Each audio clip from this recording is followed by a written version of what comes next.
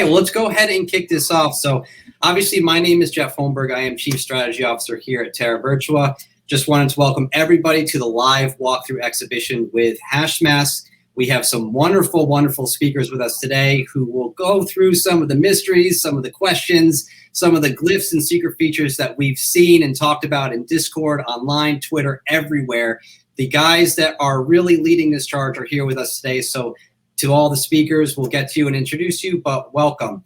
So I wanted to kick this off going through the gallery. We do have some of the founders Hashmasks with us, and we also have the moderation team of the official Hashmasks Discord group with us. So if you guys wanted to just jump in, introduce yourselves before we go ahead and start going through the art. I believe we have 3 mods in here. So if you guys want to pick and choose who wants to go first, you know, talk to the community, tell us your name if you wish. As you can see, some of us are anonymous, and maybe start with how you got involved into Hashmasks, how you actually got linked with the founders is something that I definitely want to know. And just tell us your general story about entering in this space. So please, guys, go ahead.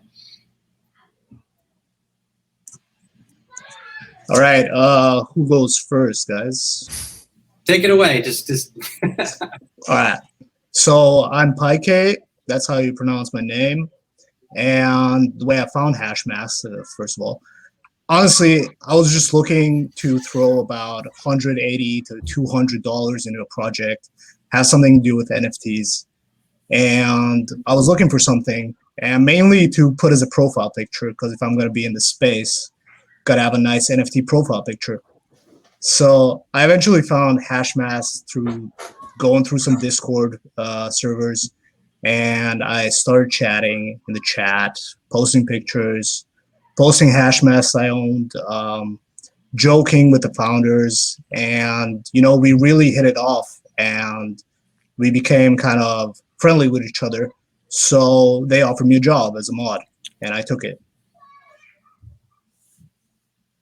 Awesome. Really cool. Alan, did you want to jump in and tell us how you got linked with the Hashmasks and your experience about jumping into this space? Yeah, so I was in a punk Discord, crypto punk Discord, and someone had mentioned Hashmasks, and I went to Twitter, and this was like, the account didn't even have 100 followers, I don't think. So I just kept that in the back of my mind, and then like hours later, I saw it again on Twitter, like some other punk owner like tweeted about it or mentioned. I was like, okay, well now I gotta go look for sure. And I went into the Discord, and there was like, I don't know, not that many people in there, like less than 10. And yeah, so I think me and Pajic and Addy, we were just like there early, just answering questions. And we just ended up being the mods just because we were there helping people, answering questions. Like at one point, some people were unhappy about some of like the tweet action from the account. So I was like DMing the Hashmasks account, like, hey, you're going to screw this up. We need to tweet better, you know, let's keep this momentum going. So, because I was really excited. I like the concept about Hashmasks as far as collectible, but also eye appealing. I think that's what's gotten a lot of people, whether they want to admit it or not. So, yeah. Awesome. Yeah, I totally agree. I mean, that's why I got into it. I caught wind of it sort of in the middle, and I just, you know, I started, you know, combing through the artwork, and I was like, this is incredible. This looks really cool, and I just love art. I've really gotten into art recently, actually. I've been a collector for years, but really just started curating my own art collection, so totally feel you on that. Adi, did you want to jump in? And same thing, tell us, you know, how you jumped into this space, how you got linked with the Hashmasks, and just some, you know, quick intro beginner thoughts on it. All right, Addy Dust here. I'm modding Hashmasks, and how I got into it is pretty much similar to Digital Story. I was in the punk chat for like, I've been in there for like 4 years now, and we all know that all the alpha is being leaked in that server, pretty much, more or less. And then I was in the whale server where I'm also moderating, and then people keep posting these links, and I was like, okay, some of these links are in the inappropriate channels. I gotta delete them. And then the more I saw it, the more I was like, okay, I gotta give this a go, man. See what's all about. And then I jumped into Discord, and it was chaos. Like it was chaos when I jumped in. But yeah, as Digital was saying, we were answering questions and then got to know the founders well. And then they laid out like, oh, we need mods in here. We need like to proper, sort this out so the community doesn't go crazy about it. And we got the job as mods. So yeah, it's been crazy ever since. Everybody remember the reveal? Yeah, yeah. I mean, it's amazing how it just exploded out of the gate. I heard that it started with a couple drops in the CryptoPunk server, which has also been going ballistic lately. We've seen some influencers and celebrities start jumping into the space through CryptoPunk. So I think that's a really great, smart move that the founders and the mods did by getting those people involved. And when I caught wind of it, it just exploded. I thought it was going to take, I think it was 14 days for all of them to sell out.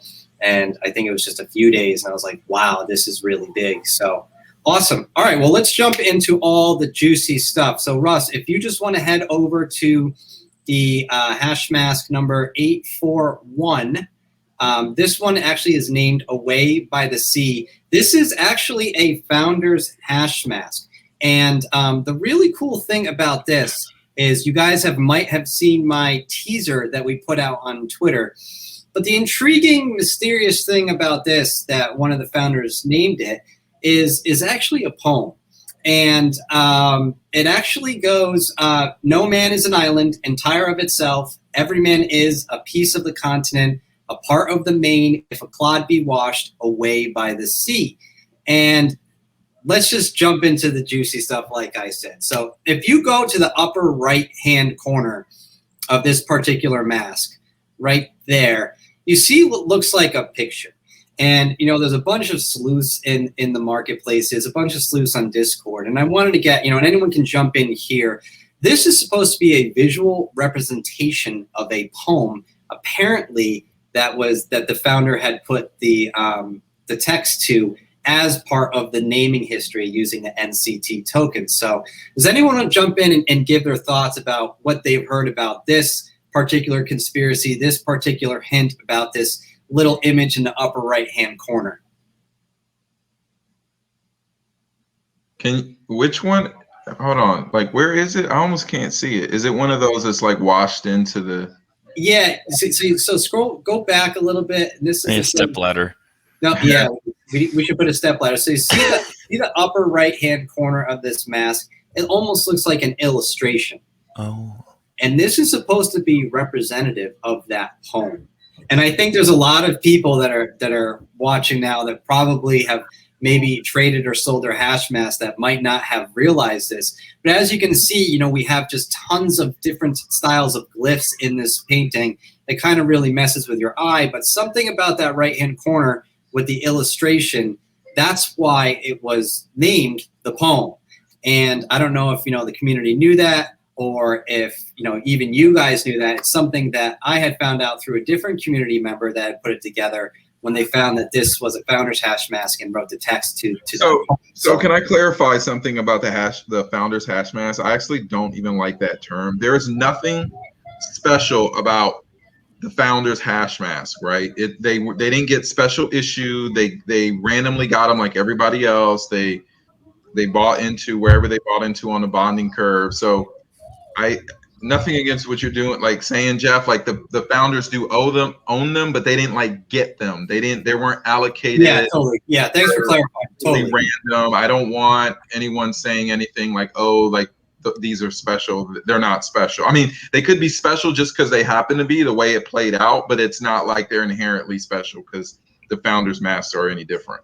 Yeah, good call. Yeah, and I'm glad you mentioned that too. And I'm just, again, just to back up what Alan said, I'm just referring to them as what the Hashmasks that the founders own. But he is absolutely correct. They did this fair. They bought into it the same way we all did. They actually bought in later on in the process. So there was no any type of specific advantage for the Hashmasks team or founders here. So thank you for clarifying that, Alan. That is an important point that you brought up here. So let's go ahead and move on to the next one here. So pixel backgrounds are definitely one of my favorites. And I know we have a couple of speakers in here that have a story to tell about these pixelated backgrounds. So if you guys want to jump in and break this down of some of your discoveries involving this pixel backgrounds, I think the community would absolutely love that right now. I don't have any theories per se, but I do absolutely love the pixel backgrounds. Like almost all of them look really cool and different. So I'm a big fan of them. I don't even really have, I do like they have like the monochrome pixelated background, which I think looks very interesting as well. So that's all I'll say about that. Yeah, no, we actually had, I believe it was Captain Plantain who's with us, and I'll let him have an opportunity to introduce himself, who has done some work on the pixel backgrounds. I know, Captain Plantain, Phil and Trent, I think, might have all touched upon this. So if you guys want to jump in, I know you actually pulled out and was looking at the code of the pixel background. So I'd love for you guys to take a few moments and speak on that and perhaps introduce some discoveries that you found with that. By your powers combined, I am Captain Plantain. I had to say that. This is where you do the intro song. Let's go.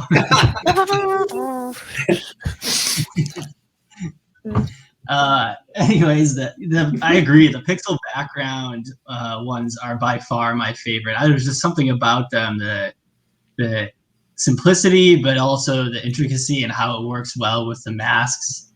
I don't know. It just kind of speaks to me, but I think everybody kind of has their own ideas on, what appeals to them.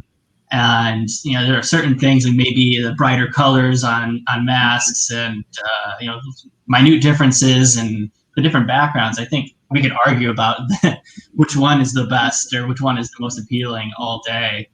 But in terms of like the analysis that I've done, I think, really the thing that set this off was Philip's original work and trying to do some steganography and, looking into the individual pixels of the image. And you can go into the details and break it down into code, how those images are created. And so what people can do is they can actually hide separate images within an image. So all you do is you change the last hex in the pixel value, and then that's not going to show up as a change in color in the image. But if you filter that out, it could be a hidden code or some kind of secret that is built within that image. In addition to like posting extra data after the end key in the image. So Philip and I just kind of got started looking into that that direction, and there were some cryptic posts early on about hidden things in the Hashmasks, and so we kind of went along that direction. After investigating a little bit more from all the work that Philip had done, I kind of came to the conclusion that there wasn't anything that was that unique. But through my analysis, I just kind of stumbled upon that certain Hashmasks had different metadata than the other ones. So most of the Hashmasks are randomly generated and put together that way, and so they all had similar metadata. But when you have a Hashmask that had some kind of special, what I call super rare feature added, it had different set of metadata, and I noticed that it was all edited by Adobe Photoshop. So that meant that they were all edited by hand after they were auto-generated. And so things like halos and crowns, all of the unique Hashmasks, I could filter those out with a Python script, and it took me maybe like 5 minutes to get the most valuable or the rarest Hashmasks from the entire list of 16,000 Hashmasks. So that was kind of something that I wish I knew ahead of time. This is way after all those Hashmasks were extremely pricey, and I'm priced out, but it was pretty cool to find and post that for everybody to kind of see, because there's no filters on OpenSea. There are filters now, and Philip can talk about this, but the Hashmask names website, you can easily go and and filter things. Like this one we're looking at here, we have the halo. That's something that would show up in that kind of filtering that I did with the metadata. Yeah, I mean, that's super cool. When I first read it, I saw that online. It just mind-blowing that you dug that deep into it. I'm sorry, did someone jump in? Want to say something? No, I just wanted to say for all the people that are kind of new to Hashmasks, so I think it's important to mention that the backgrounds are not part of the explicit traits, even though they are making up most of the image, right? So this was from the beginning one of the most requested features. Like, people got really interested in all these backgrounds because they are so dominant and so important for the whole visual of the hash mask. And I think the story that Captain touched on really started with because of this feature request, because people wanted to learn more about these backgrounds. And there was no way for me to go through all the 16,000 images and manually label them. So I was working on this image classifier. It was just picking a small sample from the background area and would create this fingerprint and try to classify them. But the classifier produced a lot of bad results. So I was looking into the data and I was trying to debug this. And then I noticed that even though the background was exactly the same, the image was completely the same, they got classified differently. So some that had these special items like a halo or phoenix, they got placed in one bucket, and all of the other masks with the same background, they got classified correctly and put into a different bucket. And this was one of these 1 day, 2 day things where I wasn't sleeping for 40 hours. So because I was just going through it, and I remember like it was 5 in the morning or something for me, and I was writing the Hashmasks team, and I said to them, like, I think I cracked your code. And then like 2 hours later, they woke up and they said, okay, we are interested in this. And this really sparked my treasure hunter feeling. And I was discussing it with Captain, and we were like thinking about all the possibilities, what's going on here, because apparently there was something special about these Hashmasks that had this very special items like the phoenix, the halo, the crown. They were all different in a certain way, but we couldn't tell yet what it was. And this was one of one of my favorite moments, for sure. And Phil, I know you've spoken about, breaking this up and looking at all these different traits, and you forgot to tell people the website, which has been a key to almost everybody in this chat and a large percentage of the community, the hashnames.com you created for this. And, for those that want to check that out, if you're interested in picking up a hash mask or looking for certain secrets, Phil has done just an absolute wonderful job in making the hashnames.com really compatible to pick up. I know at the beginning people were putting in Google Forms to help you figure out, which secrets were in which. So if you are looking for any type of special hash mask, player's card, a glyph, Greek lettering, etc., some planetary stuff, check out Phil's site. It's a wonderful helper as you sort through 16,000 plus of these instead of doing it manually. So Phil, thank you for taking us through that. Yeah, Phil, thank you. I can honestly say what you built, and other people did too with the sheets. I'm not trying to put down what they did, but the hash names was very critical to the early sort of just excitement and people getting information for what they wanted. I know it helped me a lot, so it had to help others. Right, I can absolutely second that. Like, that was absolutely crucial, and I found out a whole bunch of info about specifically the pixel masks, the pixel backgrounds. Like, at first I thought, okay, look, this one's got 4 along the top, and it goes 6 down, right? They've also got the color palette that's the pink and yellow, and I thought, okay, so there's a 4, 6 down on that. But when I checked the two, they're actually different. So what looked like you might have maybe 100 of this kind of style, but two different color palettes. Actually, the pixel makeup is just slightly different on each. So out of the 19 different ones, they're all unique. And it got me thinking, yeah, but they all look like pixels, right? So, but then it got me thinking deep about the pictures. Well, pictures are just makeup of pixels, right? So if they're different, they're inherently unique.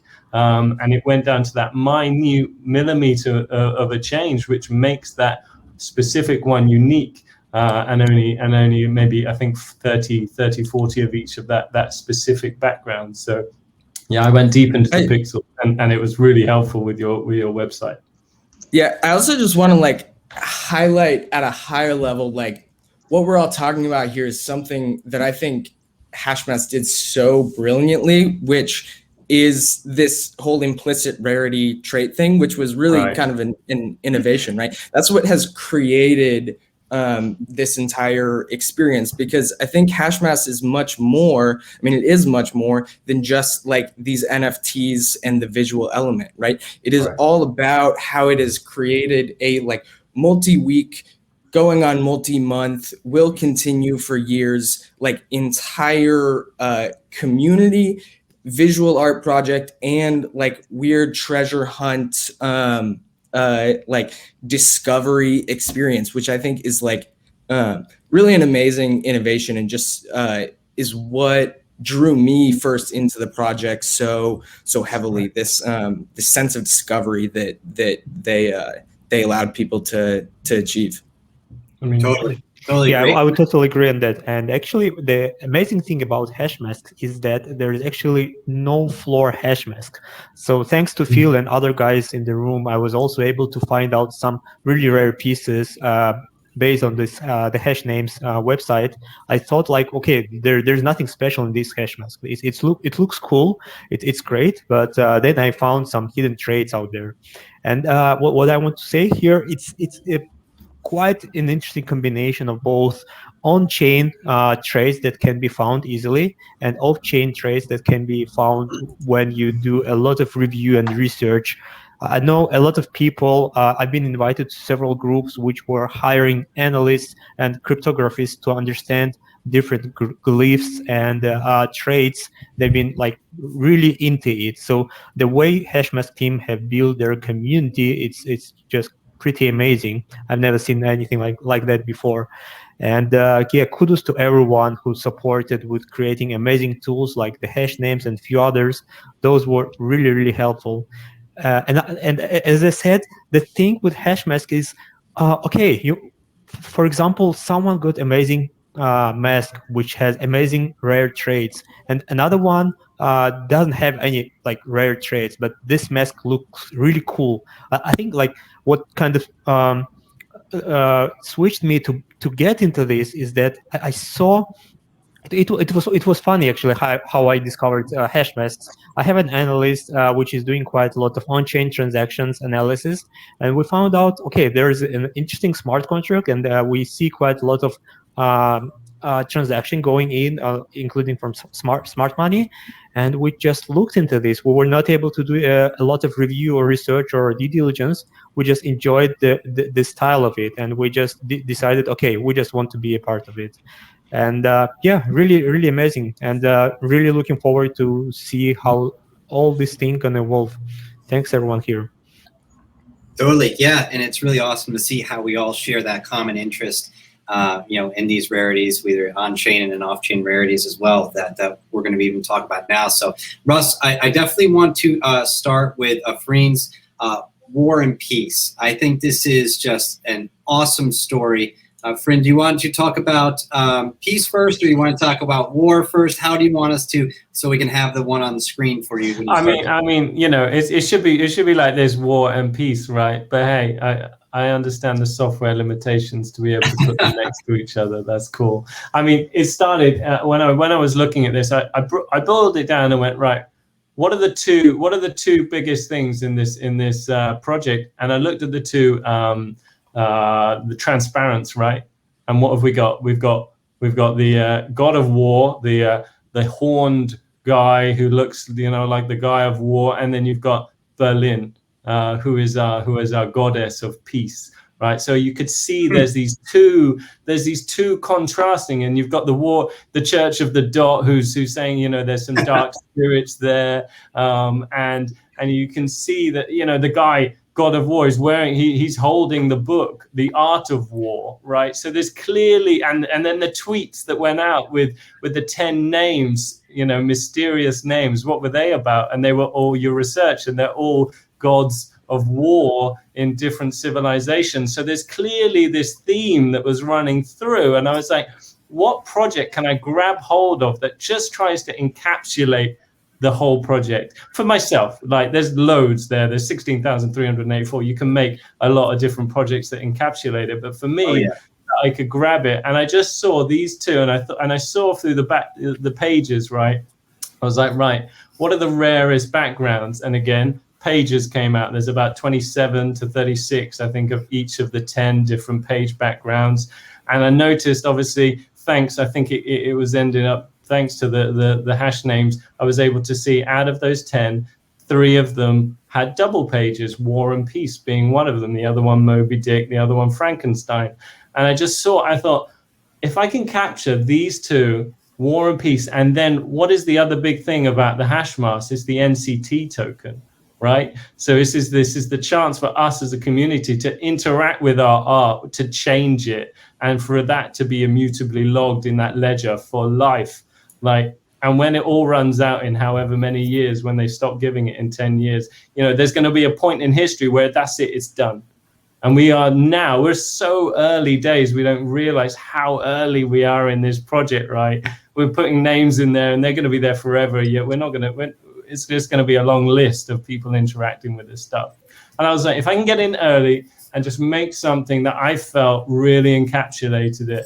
You had war and you got peace. And I was able to get the 2 names. There was a whole story, and I won't bore you with it, about the trying to get hold of the names of war and peace, because they were taken right early. I wish you actually did, because I remember when you messaged me about this. Right. And I remember first you had the capital letter. So you had W, then space, then A, then space, then R. And I was like, it would be so much better if he had the actual names. And then you actually did it, which surprised me a lot. So I would be interested in that story. I had peace, and I had bought it before I even thought of this project. I just loved the name, right? I just thought peace is just such a cool name. And I bought it because of the name. And that surprised me, because I didn't know I was even into it that much of the name, but I bought it, and because of the name, I loved it. And that's when I had the thought of the war and the peace. And so I took the space option because someone had war, and I didn't know how to get hold of him. Who was it? But when I posted it on Twitter, they came to me and said, "Do you want to buy war?" I was like, "Yeah, I want to buy war. Give me that."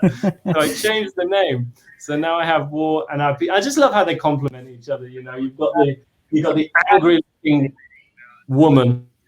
That's no offense, but she reminds me of my mother-in-law. And she's just I think only one person is offended, or maybe 2 in that one. Can I add a bit to this War and Peace? We spoke briefly in calls with the founders, and they do like to play with this idea in their NFT project. So you are onto something there. So keep hold on to it. Yeah, that's a smart move what you did there, mate. I tell you. Right. So I you could tell, right? You could tell you had this dark and light, this good versus evil, this war and peace. There's a theme running through, and I just loved it. And I just felt these 2 just complemented. The red faces. They both got the bottle. You got this peaceful-looking robot from the warring human, and for me, it's great. And when you look at it, you started looking at you've got the war and the peace. Great.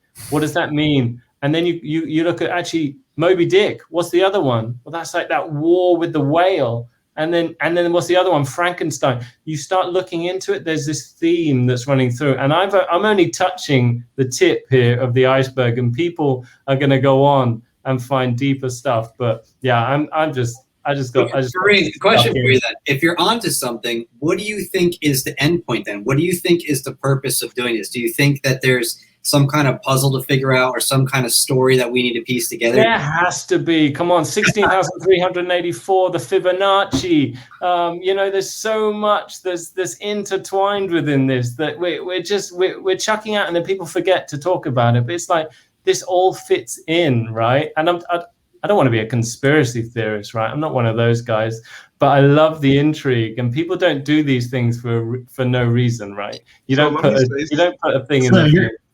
Let me say. So you're saying that I should change the name of the trash named Hashmasks that I ended It's up to you, man. It's up to you. I think one of the things we're sitting here, and this is one of the first collectibles, and other people have said this. This is one of the first collectibles that really looks like art. I mean, nothing against crypto punks. I mean, they look cool and all, and Axes, you know, they look cool, and crypto kitties, and you know, the Avastars. But like, these are different. I'm sorry, they just really are. You could individually put these in a lot of places, and the way that they just describe like the story and what it could be about, the difference in the mask and the cultures, or the robot in the background. Like you can basically create a story for every mask. And when you look at, I was watching this documentary about art, and like, of course it's the traditional art, like the Rembrandts and the Van Goghs and all these guys, but like you got to start thinking like 5 to 10 years on this stuff. And this stuff is going to live on Ethereum network, and the tokens and IPFS, obviously, with the content. And it's very hard in crypto to have very long-term thinking. You know, you wake up one day and it's 4 or 5 years later, and the community and just the way this presence in this space, hash for any collectible, right? And we've not had a long enough time frame to really know how this is going to play out. We've had a taste of it with like CryptoPunks, you know, a little bit. It's just, I would just ask that people just have a longer perspective on the way they view these things. If you're talking about this as art, artists, people who invest in art don't think in terms of like weeks and months. They think in terms of like generations and decades, right? So that's, you know, maybe shift your perspective just a little bit. Amen. Well, yeah, you're talking about the value of the art. On my Twitter page a couple of days ago, Captain Plantain, I posted, you know, the whole kind of story and how it's very similar to Jean-Michel Basquiat's work. You know, he's a very famous American artist, and he kind of, you know, painted in the same style, and you can tell there's a lot of influence from Basquiat and in these works. And you know, it's not copies or anything, but you can tell that there is influence and this design and the focus on the masks and the different, you know, themes that are put into the whole story. You know, and Basquiat focused a lot on, you know, marginalized societies, and you know, there's kind of that theme with the crowns that you can see in the halo throughout some of these pieces. Totally, and I think there's so many stories that I just would love to get through today. In particular, Russ, if you just want to go around, there's one in particular that I'm looking for that I definitely want to have Trent speak about. Is the real, the unreal, and then the one that says Rosetta, which is, you know, people are saying this is the representative of the Rosetta Stone. And I definitely want to get to keep going around. Trent, feel free to jump in. Yeah, just a little to the left. It's almost there. A little more to the left. Oh, and there she is. There she is. The real and the unreal. Yeah. It's actually misnamed. Sorry about that, guys. No, that's okay. Yeah. So this is you know, either the real or the unreal. We can't tell, because this is actually the only duplicate Hashmask in existence. So you know, essentially, like many people, I just started rolling through all of these masks on the gallery page, and you know, unlike Philip and you know, and Captain Planet doing some of the, you know, scenography, real high powered imagery type stuff, I was just doing it all manual, which you know, maybe a little bit less efficient. But I think like one of the really interesting things, again, I think the creators of Hashmasks were so smart in how they orchestrated all of this. There's so much background noise on these images that a lot of times the sensitivity that you would have to have in an image analysis is just so high that it kind of makes it really difficult to actually identify like tiny little traits. And so if you zoom in on the Unreal here, or the real, just to the left of his face, there's this little Sanskrit mantra that pops up, which is from the yeah, right there. Pavamana, I think it's pronounced. I'm just absolutely brutalizing that. But I noticed this as I was scrolling through the images in the gallery, and about 6,000 masks later, probably like 6 hours of just scrolling, I noticed, oh, there's another of those little Sanskrit messages. I added it to my Google Doc, and then I went and looked at the other one that I had found, and I said, holy cow, these are the same mask. So that is the start of an extremely long saga in which, like, I messaged the Hashmasks moderators and said, hey, there's this duplication on the website. And then I verified, oh, no, wait, like, it's actually in the IPFS. These are the same image. This isn't a user interface error. This is actually a duplicate in the masks themselves. And so then I find the other owner, and I'm doing all this negotiation. I purchased the real, which is the official image, not the duplicate. And it starts this whole long saga, but kind of the end result is when translating this Pavamana mantra. Yeah. Someone pronounce it for me real quick so I can stop doing this. Oh, I don't want to put I don't know if I think it's Pavamana. I don't know. Pavamana. Yeah. Pavamana sounds so much better than whatever I was saying. It's essentially this four line long Hindu mantra prayer, the first line of which featured here is lead us from the unreal to the real. And so all of a sudden we have these two identical masks with a inscription that has the real and the unreal directly in the name. So I start coordinating with the other owner of the unreal and get them to coordinate on these naming masks, because it was just so perfect to have mine that is actually intended to be, this hash mask be the real, and then this accidental duplication be the unreal, which also gets into, another conspiracy theory which abound in this collection, in which the devs of Hashmasks are treating this, the unreal, the duplication, as essentially a bug. And saying that it was totally unintended, and we've got to publish a bug report and all of this stuff.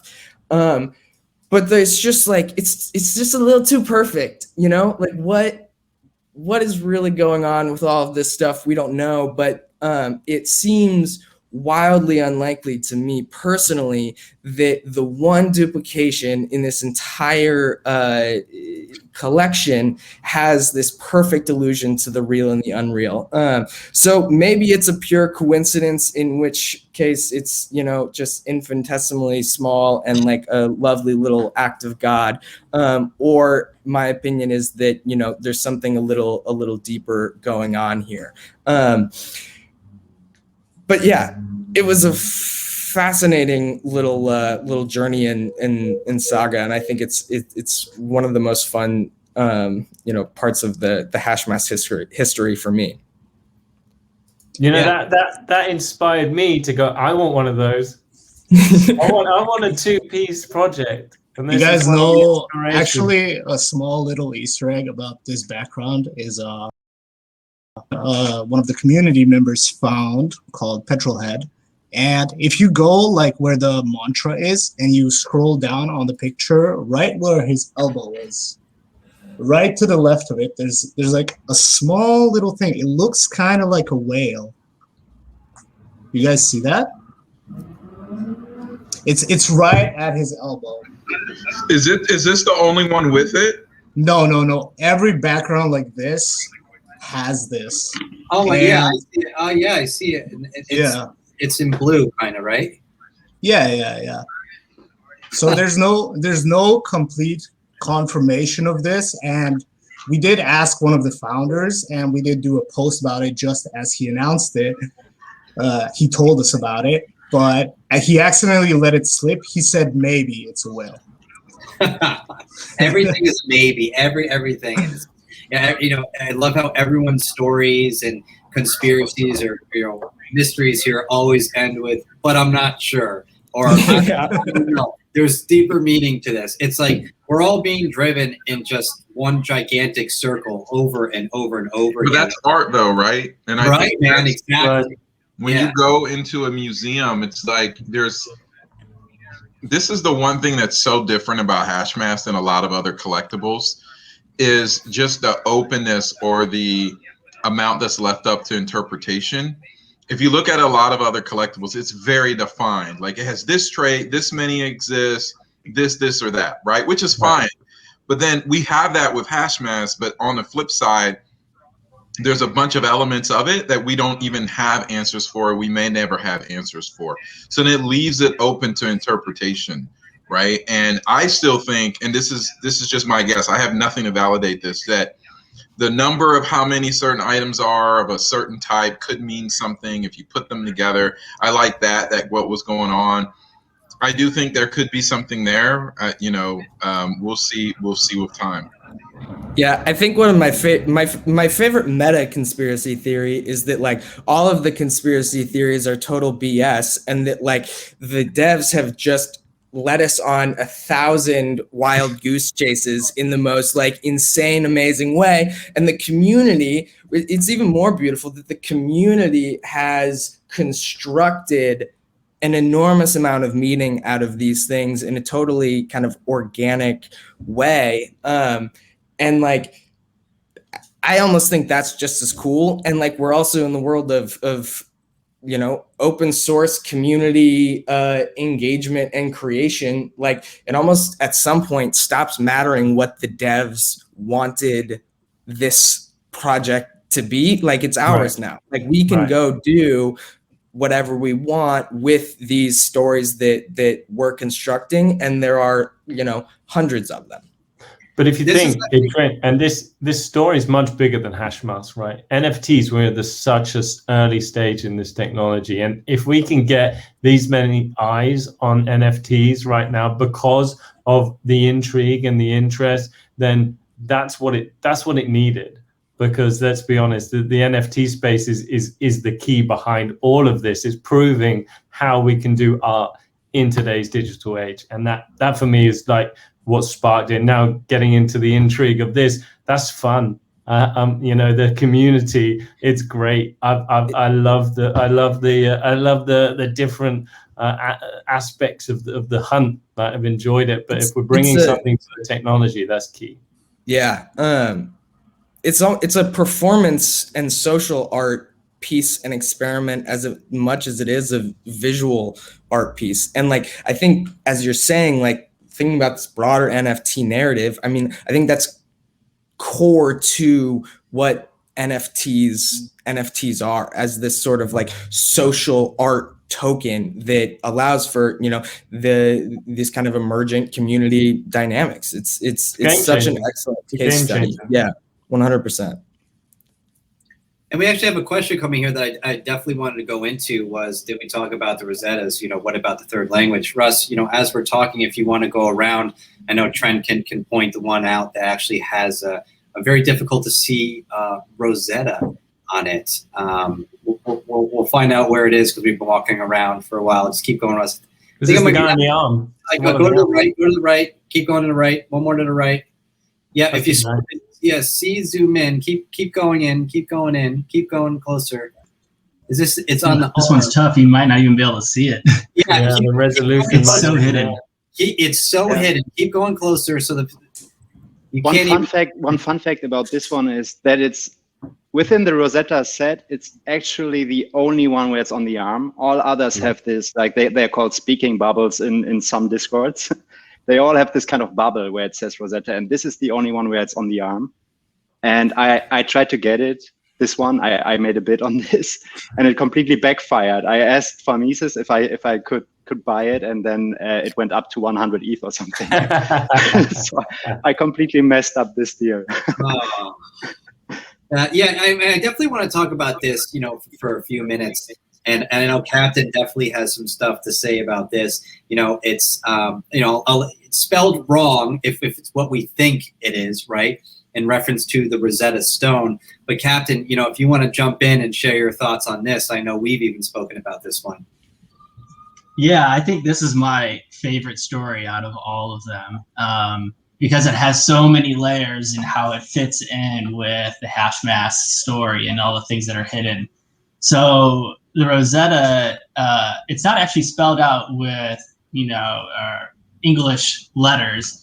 It's usually you'll find it spelled in Egyptian or the Greek glyphs, and you'll find those glyphs on several of the other masks. But the interesting part is Rosetta Stone was used to translate Egyptian, and that was in combination with the Philae obelisk.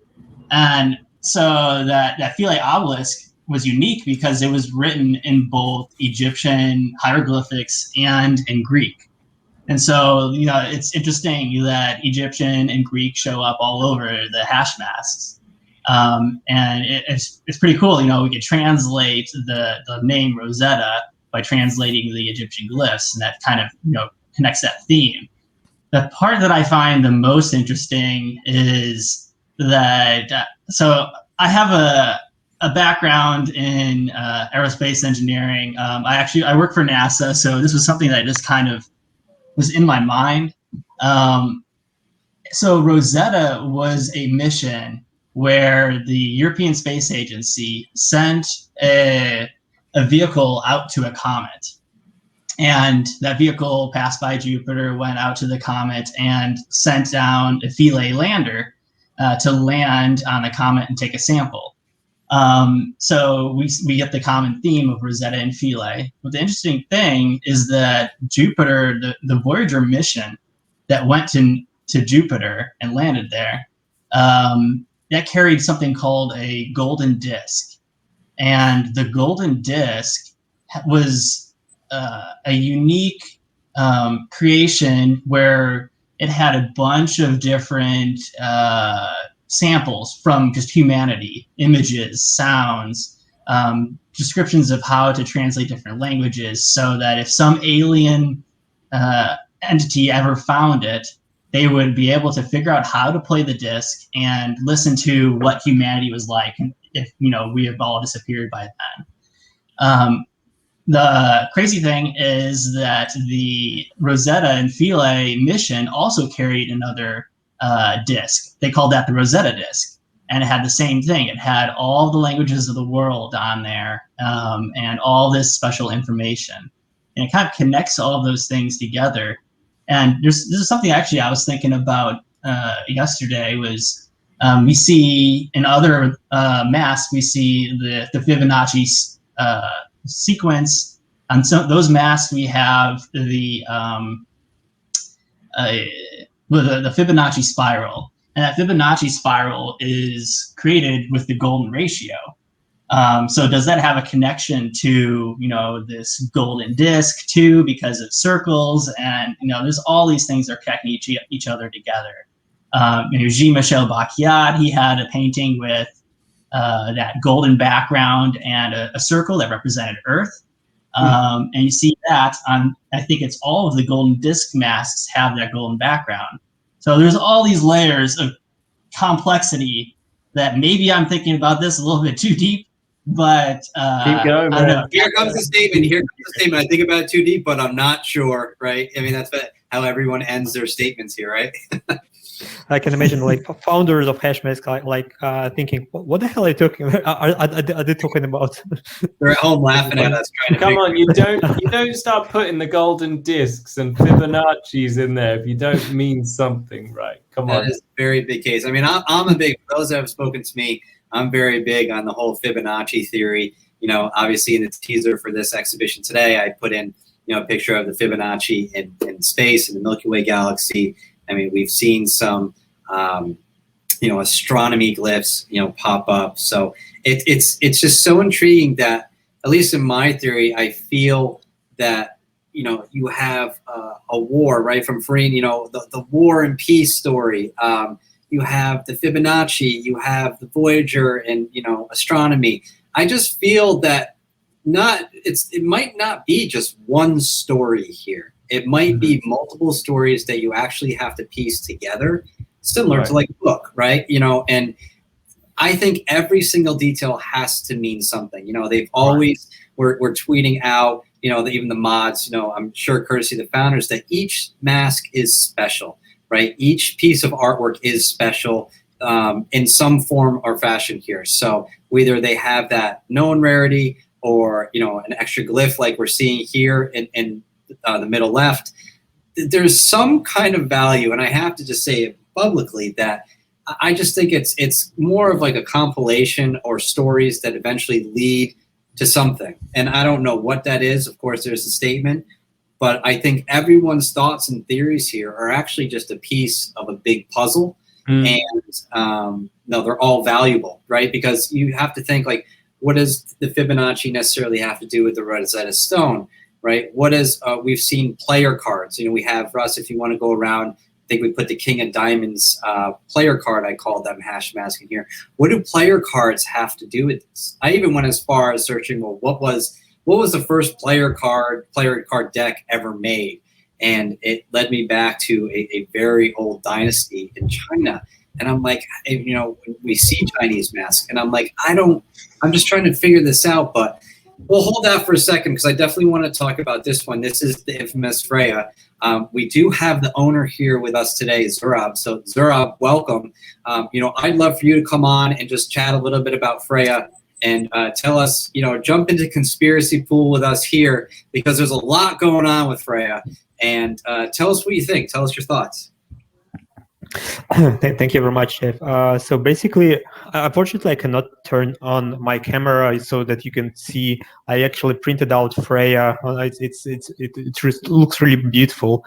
Let me share a little bit of the story how I got Freya. So we were quite lucky to get two amazing masks, which were two uniques.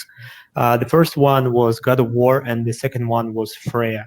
And the most amazing part about it is that those two masks, they fit amazingly well in one story. So there's definitely a story that can that fits and was also tweeted by Hashmask team. So Freya seems to me as a definitely goddess. She looks like a goddess. There is a crown. And why Freya? Because she, first of all, she's a goddess, and secondly, her chariot was pulled by several cats, and we also see a cat mask here, and this definitely triggered me that this mask should be named as a Norse mythology goddess, as well as Odin, the god of war. So those two were the ones who got into collection. We're still exploring. Maybe there might be some other secrets, but the way it is also the only unique mask with the crown, and also she has heterochromic eyes. So I just fell in love with her pretty fast, and it is the first time I actually printed out an NFT in the real world. So I printed out Freya to my office and also to my house as well. Like I was like, this should be placed in the place where everyone can see it. So yeah, really enjoy this piece. Yeah, there's definitely a lot going on here. I mean, with this particular mask, we got the crown. This is just, it's definitely one of my top 5. I mean, this definitely could be actually one of my favorites of the entire collection. So, I mean, this was really great. And I think you actually got Freya just in the sale itself, right? You didn't have to buy, trade, or you know, do any type of communication to get this. You just got it out of pure love, right? We were quite lucky to get 2 uniques at a draw.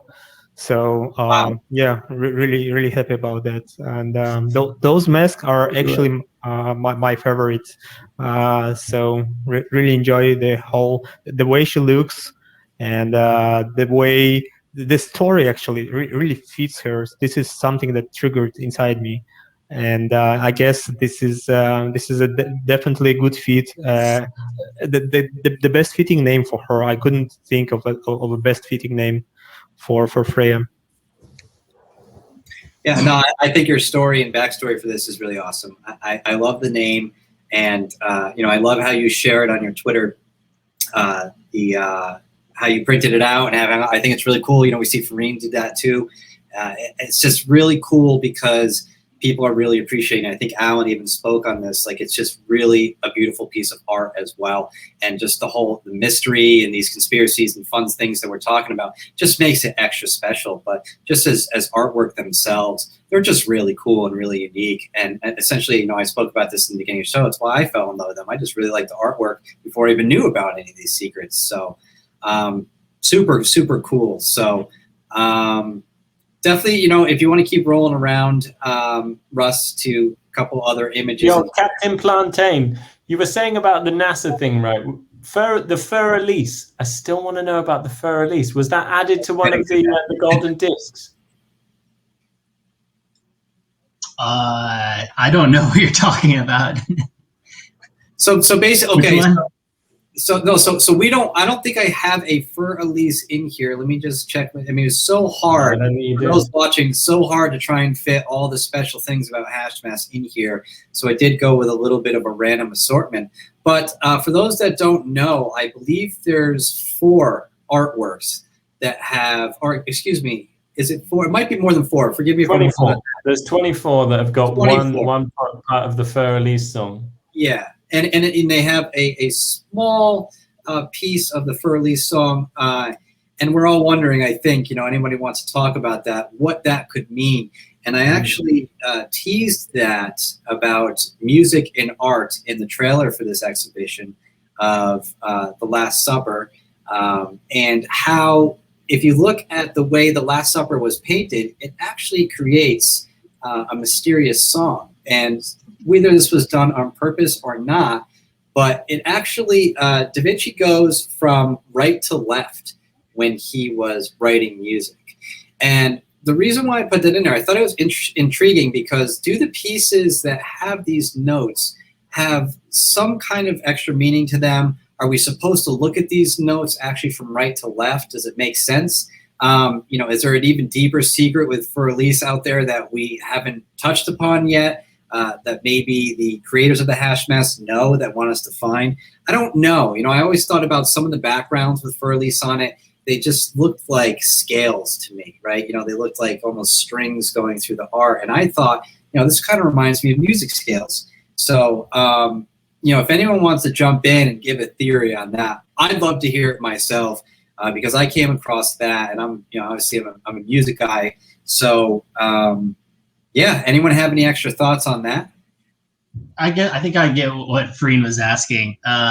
The golden disc does have a bunch of classical music on it, but I don't know off the top of my head if Fur Elise is in there. That's something that we could definitely look up. Definitely look at that. It's definitely possible that it could be in there. I know there's a ton of classical music on the golden disc. Interesting. And this comment actually from Goose Gustav, it's one of the most interesting things he meant to say about Fur Elise is it was only discovered a while after Beethoven's death. See where I'm going. And this is what drives me nuts, is that every time we make a comment or every time we come up with a theory, someone has some form of an extension on it, which just drives me insane. So I have yet to really dive into the Fur Elise side of things yet to see, what else I can find. And, I'm sure you guys are probably going to eventually find something that I haven't yet. So, for all the community watching out there, if you know any secrets about Fur Elise, I didn't know about this Beethoven's death thing. Assuming it's true, type in that here. But make sure you share and tag the Hashmasks on Twitter, and so that they can share, so we all can see, because that's one of the things that I think has like the least amount of conspiracy theories to it, so to speak. Right? Is the Fur Elise. So really intrigued for all you treasure hunters out there and the guys here. As you learn more, keep us all in tune with that. No pun intended. There's probably a reason. There's probably a reason why. There's probably a reason for it, right? So, no, this is really awesome. So, all right, I just wanted to open this up for for the community out there. I know you guys have been writing some comments. If you had any particular questions for any of our speakers, we're going to be making an announcement very shortly. Before we do that, I definitely want to take any questions, comments that you might have for the speakers about Hashmasks in general. We do have the moderators here. We'd be more than happy to answer some generic questions for you. I'll give you guys a couple of seconds to ask some questions. If you wanted to jump into one of our many theories that we've discussed today, you have any secret clues that you want us to announce out on stream, go ahead and type those in now, and then we can go ahead and just kick off the final segment of this before we make our announcement with Terra Virtua. Do we is this going to be like watchable later? Is that how Twitch works? Yeah, you'll be able to watch it later. We'll share the link for all that for you, so you guys, because we know there's people in different time zones that just couldn't make this in particular. So let's see if we got any questions. Can you play for Elise in a Terra Virtua gallery while you look into the Hashmasks? That would be a really good idea. Shout out to our developers that have built this, that have built Terra Virtua, that have worked on something very special that I will be announcing imminently to you guys. I think I'll have to bring that to my dev team and see if that's even possible. But here's a good question that I think everybody can get involved in. What is your favorite artist reference in Hashmasks except a Basquiat? It's a good question. Hard question. Very hard question. I mean, I think one of the kind of obvious ones is the Keith Haring, inspiration, not only in the backgrounds of some of the like kind of simple plain lines, very graphical figures, as well as the human glyphs in particular are very Keith Haring inspired. As someone was saying in the chat as well, there's this like reference to the past, reference to the future, reference to all these cultures. I think they've done just like a incredible job in how expansive the like ideas and concepts that they're playing with are in terms of going really cross culture, going contemporary, going futuristic. So I just love that element as well. Another element I really like is the book backgrounds. When I first saw the book background, I didn't know there were different ones. So I started reading them, and I read the first one. I was like, interesting. This must be a book background, which is on a lot of them. But then I looked at some other ones, and I saw that they were different. So it really got me intrigued. Like, what do these mean? Is there some kind of metaphorical meaning behind these? And a lot of these books are classics. So if you actually look, there's like different books like Dracula, for example.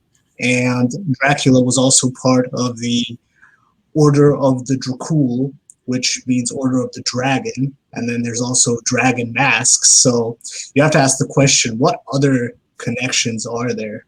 You got Moby Dick, and we just were talking about a whale. Yeah, exactly. With the whale, right? Right? Is that Moby Dick on there? God, here we go. Here we go.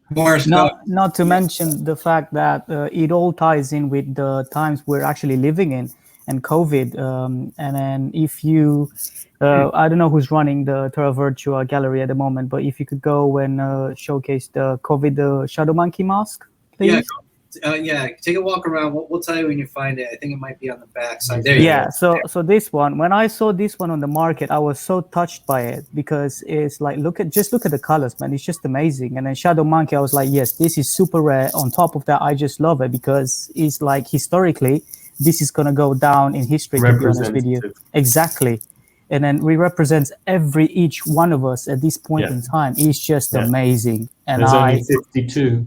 And forget about that. But it's just like, what would the Shadow Monkey 2 weeks of the year? What is the Shadow? That's something I really haven't heard too much on. Like, does anyone have any ideas of what the Shadow Monkey could be? Is it? Are we even calling it? Is it supposed to be a Shadow Monkey? Like, what is it? Well, it is a Shadow Monkey because the traits provided by the founders on the website, already. It does say Shadow Monkey. Right.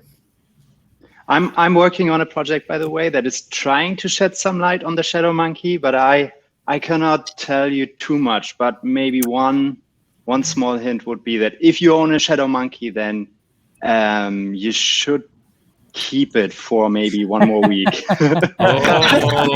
Don't sell it too Go fast. to OpenSea and delete everything. Break somebody's heart who just sold it like the day before. Unbelievable. For guys that or people that might have joined a little late, Phil was the creator of the hashnames.com, which just has all of these special features, glyphs, traits, listed and unlisted, just laid out so nicely for you to search through and organize. It's been really, really helpful for everybody in the community, especially everybody here. So if you were late to the show, happen to miss that, the hashnames.com by Phil, totally recommend that to really sort through some of the features that you want to go after and try and make bids on at this point. So awesome. Thank you so much, Jeff. Now I have to do it. The first time I missed it, but I have to do a shout out to the community as well, because it's not just my work, but there were so many people involved, like working on the spreadsheets. There's Coding Panda, who was one of the largest contributors to the site with this image classifiers, and definitely deserves a shout out. Yeah, awesome. And then, shout out Coding Panda there. Really good job. Keep it up. So I got a question for Captain Plantain. Why are the Phoenixes your favorite? I'd say I think it's what the Phoenix represents. There's a lot of mass. I just kind of get the sense of more death, like they're dark. I think the Phoenix is kind of like the renewal part. And I've been looking into Phoenix a little bit more. I just like I like its design. I like that it kind of shows up all over the place on the mask, so you don't know, you come across the Phoenix and it's got no exact size, no exact location and orientation on the masks. It could be anywhere, and they're rare. They just go really well with some of the backgrounds too. So they've just kind of been an obsession of mine, and so I ended up picking up a Phoenix early on. It's actually, I think it's the tiniest one. So I don't know. I haven't named it yet, but I was thinking maybe Hooked on Phoenix. I got a question from everybody. So what's the biggest noob sell that you can remember? Did someone sell an absolute gem and is probably not aware? A Hashmasks version of the Bitcoin pizza guy? Anyone make a big mistake? I picked up my Phoenix for 1.5 ETH, so that guy's probably not happy. Ooh, yeah. Yeah, I picked up my for release for 1.33. I think a bunch of people did not realize that basic was not really basic. So for instance, and even with some of the abstract mass, like before the numbers came out, now that we know the numbers, that some of that, like the abstract mass, like one of them is rarer than a dragon, or that, for instance, there's only like a bunch of the masks that are under basic, they're still rare. So like you look at mummy mask, I'm biased, I have a mummy mask, but there's only 50, something like that. So I think a lot of people. Thanks to Philip and digital for this, because if it wasn't for digital, I wouldn't have known that there was only 55 mummies. And then as soon as he told me there's only that, I was like, yeah, I got to get myself one. And then thanks to Philip to providing the tool on his website for us to filter through that. Otherwise, man, I've been so lost. That was one of my biggest conflicts as well, because people were like giving me constantly alpha. They're still discovering things, right? So people are reaching out, and I basically have to write to sign this NDA in all my conversations. They were like, but don't make it public yet. I'm still working on this. So of course I want to make it public. I also want to like go to OpenSea and just buy everything. But it was always a constant conflict of interest in just like aggregating the data, making use of it. So what I did usually was, when people provided me some information, I waited at least for 48 hours. So then other people's complained already, why isn't this on the hash names already? And I was still waiting for them to use the details they found out. And then I published it, and then I went myself on OpenSea, and only after it was public, I placed bids. And I was able to get one for release for, I don't know, maybe 1.5 ETH after this, because people were not checking the website, because it was already there and they could have known. All right, you guys know Romulus and Remus, the mask with the wolf and the little guy. So one of the people in the chat, he picked that up after the reveal for like 1 ETH. It's a 2 of a kind. Oh my god. Yeah.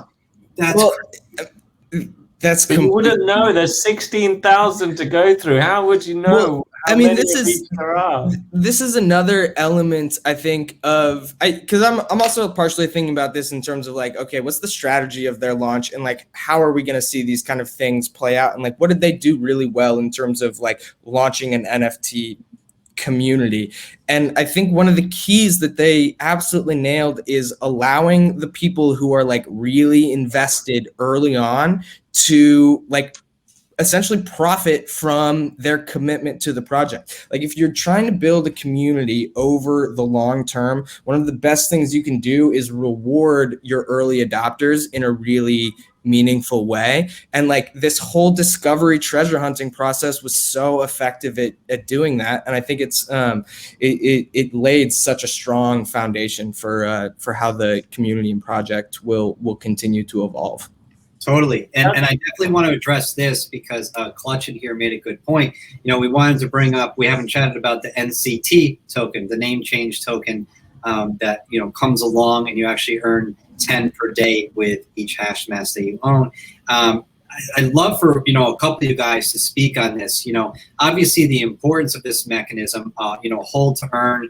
And obviously there could be, who knows, you know, maybe some mystery as we've seen with one of the early Hashmasks in the beginning of the stream with naming things, you know, such as a poem or a title, or, you know, it's just keeping that naming history. Just general thoughts on NCT itself and naming history itself, guys. What do you think? I think it's it's the most undervalued part of the project. Right. People are, I mean, but we saw that early on, it was all about the names, right? And people were speculating on what's the rarest name. But keep in mind that as time goes on, different names are going to have different values for different masks. So I'm less concerned about the speculative value of NCT. I'm far more interested in the mask name combo and how the way you name a mask and capture something unique about a mask is via NCT. So they are tied together, but I'm just generally not worried about NCT price, more so that at some point as we try to build this community out and broaden how it reaches and people get exposure to it, people are going to want to use NCT because they're going to want to name their masks.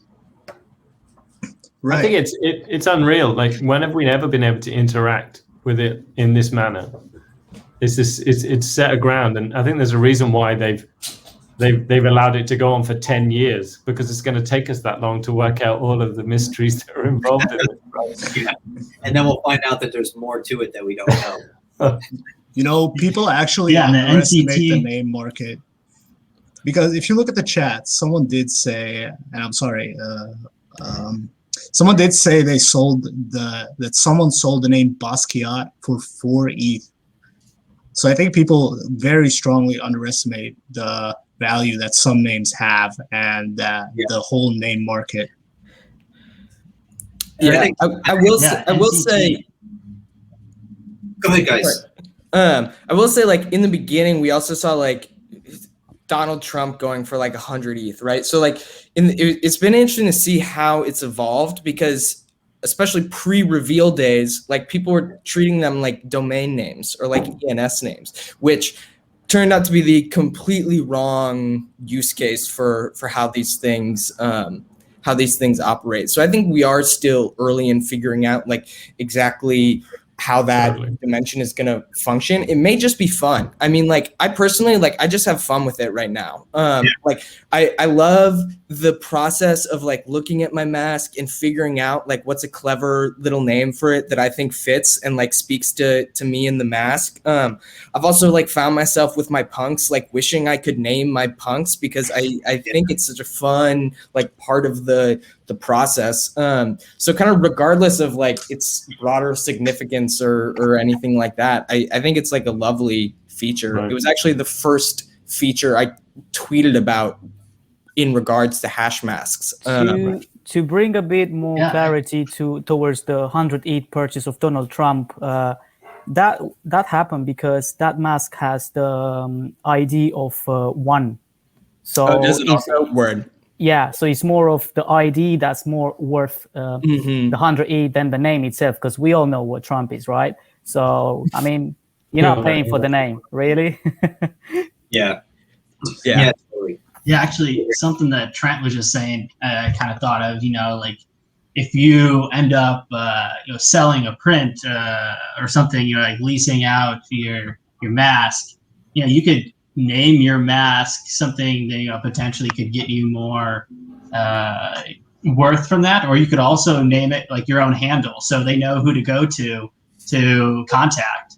Now you have a way of tracing that mask back to you. On top of that, NCT, it's inflationary, but every time you name a mask, you're burning NCT. So, eventually once the timer runs out in the 10 years, it's just going to be a deflationary asset. And, it's going to be harder and harder to rename these masks, and NCT is going to be more valuable because of that. I agree. And then obviously right here, age dubs, imagine what will happen once no more NCTs are issued, right? And we're going to see that cycle end in 10 years.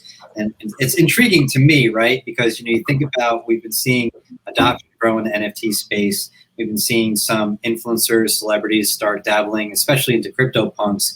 And you have to think, if we've seen this explosion that we've seen in the past 6 to 12 months in the NFT space, just imagine where we're going to be in 10 years.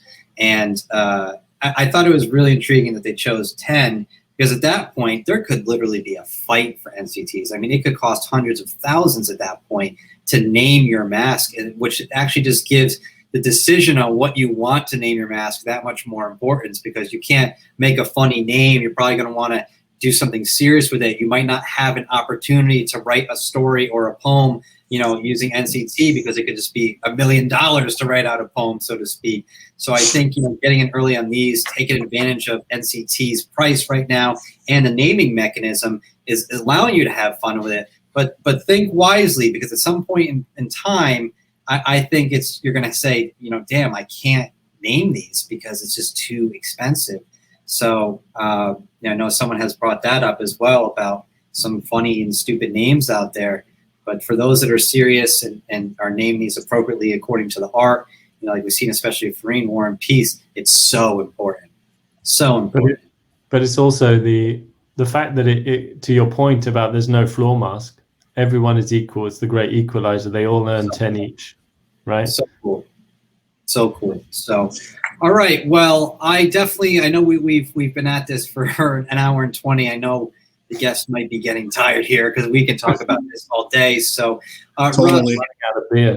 Russ, if you want to go ahead. So before, Russ, you play this special thing, we wanted to make an announcement. Terra Virtua is doing a collaboration with the Hashmasks that involves every owner of a Hashmask. So why don't you go ahead and play that, Russ, and then I'll explain what this video means after.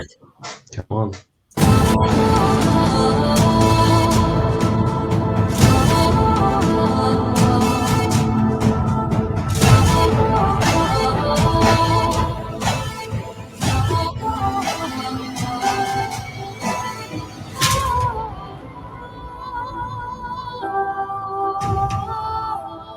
All right, so thanks, Russ, for playing that for us. So those who aren't familiar with Terra Virtua, we have these robots called VFlex. And what this is we are now going to offer to owners of original Hashmasks, of course, the ability, since they have the copyrights when they purchase the artwork, the ability to license their artwork or their Hashmasks to us. And we will be creating these digital robots called VFlex out of them. The coolest part about this is I'll give some information shortly about the waitlist for this, but with the license and licensing to us for us to create these VFlex, we're going to be offering a 15% royalty back to the original owner of, the current owner of the Hashmask that is licensed to us. So you'll be able to earn revenues just for even owning a Hashmask. So we think it's super exciting, the ability to collect royalties on your NFTs. So you're able to enjoy Hashmasks for what they are, You're able to have them hanging in your house like Fareen does right over his desk right there. And now if you are interested in getting approved and licensing to us, you can make some extra revenues on that. So I definitely want to say stay tuned to the Hashmasks socials, Terra Virtua socials. We're going to be compiling all this information in greater detail for you next week. I'd say middle to end of the next week. We'll also be releasing a Google form sign up. So if you are an owner of a Hashmask or several Hashmasks, we will have a form for you to sign up, say that you're interested, and collect some information from you in order to do this. I do want to make announcement that be patient with us. There's over 16,000 of these. There are thousands of wallets and collectors out there that might be interested in doing this. We are expecting an immense amount of volume and inbound requests for this, on top of what we've already had, with speakers here and the Hashmasks team. So yeah, get excited. This is super cool. If you don't have a Hashmask, you can jump on over to OpenSea right now and check one out. But it's a really, really cool opportunity to not only collect the original Hashmask artwork, but now have an opportunity to get into NFT licensing. So can I say a few things there, Jeff? Yeah, sure. I think this is fantastic. We've hinted often at that this is a goal for the project to bring opportunities for mask owners to get revenue if they so choose. And this is just one example of that, right? The ability, so like these look cool, but I don't know if can you pull up a video of what like one that doesn't look like this looks like played with like on AR on the app, on the Terra Virtua app? Is that possible? Yeah, we could. Russ, if you want to see if you can find, I think it was it Trent or Captain that posted that this morning? Let me see if we can. Dan, if you're watching in the stream, if you want to shoot me the link to what you did with Olivia, and then that way I can just do a live stream of it and show people what it looks like. Yeah, sorry to put you on the spot, but I feel like people. No, man, it's cool. Yeah, no, it's cool. We're gonna have a lot of fun with this. Right? Yeah. They have their masks. They can bring what was it? I think you said 15%. Was that what it was? They get 15% on share, and then these are collectibles themselves. And then these things are really interesting when you put them in the AR world. So we've seen videos of them. You can go out, you can like market it, tell people like buy it as gifts to give to people. I mean, there's just a lot of flexibility in doing this. And this is like one of like multiple ideas we have to try to, this is the thing. Hashmasks will say, look, we've got full commercial rights to do what we want with our masks, but we're not just leaving that on the owner to figure that out, right? We're trying to partner with different organizations or projects to bring those opportunities to you as well. So I think these look super cool. You can give them out to people, or just buy them as gifts. Someone's showing it. I don't know. Pike, you got it going on. Pike's got it going on. I'm going to send Russ this link so he can share it right now. Russ, if you want to just check WhatsApp. And I do have one announcement to make right before we wrap up. Could you shoot to me on Discord? Yeah. Jeff, are they going to be holding their items? Because I think that's going to be sick. Yes, yeah. We you don't have to send us an NFT. People are holding the items. We're going to do this. Oh no, no. Yeah, of course. But like, are they going to like be holding like their mirrors and their toilet paper and stuff, like running around with their toilet paper? So we did have a mock-up of one where instead of holding the toilet paper near the chest or the belly, we had the robot actually holding the golden toilet paper and being able to move with it and stuff. So we are absolutely paying attention to all the traits, the glyphs, the halos, all the special features in that. We're doing all of these by hand. The coolest one I saw was you showed us one where they had the golden roll in their hand, which was super cool. Yeah, we're gonna do like obviously we're gonna share a lot of these pictures today right after this. We just wanted to get the video of actually being able to show it. That you can rotate it 360. Hello, this is my friend name. His name is Viola. Sick. Yeah, so That's basically cute. on our mobile apps, you'll be able to use these in augmented reality, as you can see on TV. Shout out to someone who works with us, Crypto Block Dan. This is his daughter Olivia, who absolutely loves these. They used the Android app for this, so you can take videos with it, take pictures with it. You can put outside and make it large, put it on top of your car. It's going to be really fun. The cool thing that we have coming to our fan caves is the ability to pick these up and play with them in VR and move them from a shelf to another shelf in your collector's rooms. So we will get out a lot of content on these now that it's public as possible. I can tell you that we already have some of these in production. They take quite a long time. These are all done manually by hand. We're not just copying, pasting pictures. We actually have several people in production. So shout out to our art director, our development team, our production team for this, because they just are going to have an arsenal of work come their way, and they're having a lot of fun with this the way we are. So stay tuned for more images, pictures, videos, more information all about this. But we wanted to get out just one example for you guys watching today. But stay tuned to all of our socials. I'm sure Hashmasks will share it as we share it. And stay tuned. It's going to be really, really fun. So cool. Sick, Jeff. Really nice. Very nice. So Yeah. awesome. Cool. So obviously, as we wrap this up, I definitely want to thank all of you for coming on stream today, sharing some of your stories, your background, the mods. Really cool that you're able to come in and support this. Take a break from the Discord for a second, but I look forward to chatting with all of you as we figure out more mysteries, more clues, more things that pop up. The whale was a new thing for me today that I didn't know about.